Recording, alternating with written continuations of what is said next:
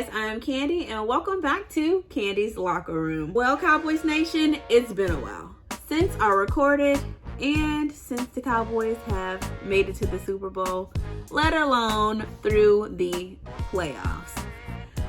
But all of my tears are all gone.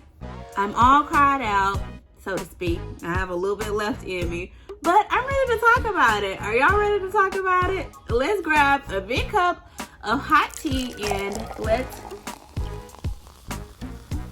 get into the thick of what's going on in Dallas. Let's rewind a little bit. After a rough patch in November, and I do mean a rough, with the Cowboys' last 3 games, we seem to be getting things kind of going on the right track. We beat the heck out of Washington. We upset the Cardinals, upset the Eagles. Well, it wasn't really much to upset there. And we found ourselves in the NFL wild card round, right? Playing against the 49ers. If I must say so myself, that game went horribly. And I know everyone watching at home saw it too. And our 14 penalties just was scratching the surface of what Cowboys fans think the problem is with the Dallas Cowboys. To be narrowly defeated 23-17 after fighting tooth and nail to come back and even score that many points in the second half was gut-wrenching as a Cowboys fan. So I can only imagine how the players felt going back home after what we thought would be the Dallas Cowboys Super Bowl season. What is the problem in Dallas? That leads us to think, is it the coaching? Are there some players that need to be moved around? What is the big problem in Dallas? Well, let's start off with the good news. We're keeping Dan Quinn. Jerry Jones said Dan Quinn isn't going anywhere for many years. Dan Quinn let other teams know, thanks for your interest, but I'm going to stick it out with the Dallas Cowboys. So let's talk about head coach Mike McCarthy. He's staying. Okay, he's staying another season, and I know that may seem like bad news to some of you, but can we realistically put all of the blame on the head coach? And the answer is no. If we could, he wouldn't be staying next season. Next up, we have Clement, who we've been hearing could be going and coaching over with the Dolphins. I know a lot of fans wouldn't mind that, but with the Cowboys next season. So that leads us to see which players are going to stay next year. Which ones could we possibly lose? And who do we absolutely, for God's sake, need to hold on to? And I'm going to start with our quarterback. I have on his jersey to show support because I've been seeing a lot of Dallas Cowboy Dak Prescott hate. And I understand the frustration, but every time we lose a playoff game, wild card, whatever, any game, we can't just always throw our quarterback under the bus. Anytime we have a bad season, we can't just up and get rid of our quarterback. He still has the potential to get us to a Super Bowl. He is still the quarterback who, yes, a couple of seasons ago had a great year. All that potential is still there. So I don't say, oh, let's just get rid of that. I think we have a team, a system right now that could work. It just needs a little tweaking and fixing. So let's get into the players that we need to hold tight to. All right, we have Clement, running back, free agent. I think that we are pretty much stacked at running back, but I saw him playing on the field and I think he has a lot of potential and it wouldn't hurt to keep him on the roster. He definitely is someone that I would like to see back up Pollard at some point or Zeke if need be, and I think that he could get the job done. Michael Gallup, Cedric Wilson, Noah Brown, Malik Turner. Guys, I think if we can, and I know it's probably not possible, I think that I would like for us to be able to keep all of them. But if we absolutely had to just keep 3, I'd say Gallup, Wilson, and Turner.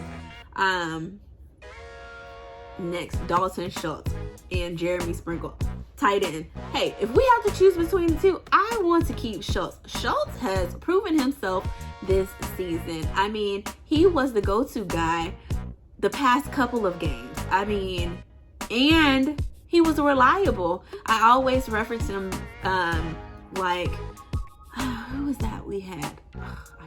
He was a wide receiver that we had a couple of years ago. I know tight end, wide receiver, not exactly the same. But anyway, this wide receiver, I can't think of his name right now, but he was like our secret weapon. And as big as Schultz is, he's our secret weapon. And it has almost always worked every time to get the ball to him in the last couple of games. So he's worth keeping. Next up, we have our guard, Connor Williams. I don't like to talk bad about players because I don't like throwing people under the bus or putting them down, but maybe Connor Williams just isn't the best fit for the Dallas Cowboys. I saw a lot of flags and penalties that cost us this season that were centered around Williams, so maybe he would be best fit for another team. We have Carlos Watkins and Brent Urban. I would say of the two, we had to choose, keep Watkins. He's another person who also proved themselves to be very valuable to the Cowboys. Yes, he wasn't one of the main names that we always heard, but we started to hear his name more and more, making big plays towards the end of the season. So I think that we should try to keep him on the Dallas Cowboys squad. And of course, Randy Gregory and Dorrance Armstrong. I would like to keep them both. Armstrong was in when either Gregory or someone was out, and I was watching him like, who is this? Who is this? He's hungry, he wants to play ball, and he's a playmaker. He is great to start or be backup player. So I'd like to keep Armstrong, and of course I want to keep Gregory. I would love to keep him, Parsons, and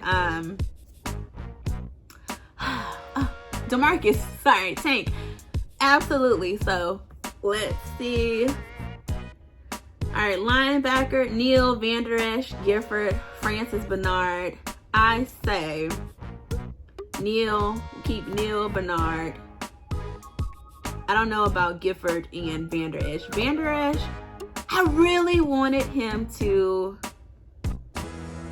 thrive more than I've seen him thrive. And I know that he's been plagued by a couple of injuries, but that's just another player that he may just not be cut out for the Dallas Cowboys. He may be more beneficial to another team. So if we had to choose two of those four, I would say Francis Bernard and Neil, and then Gifford.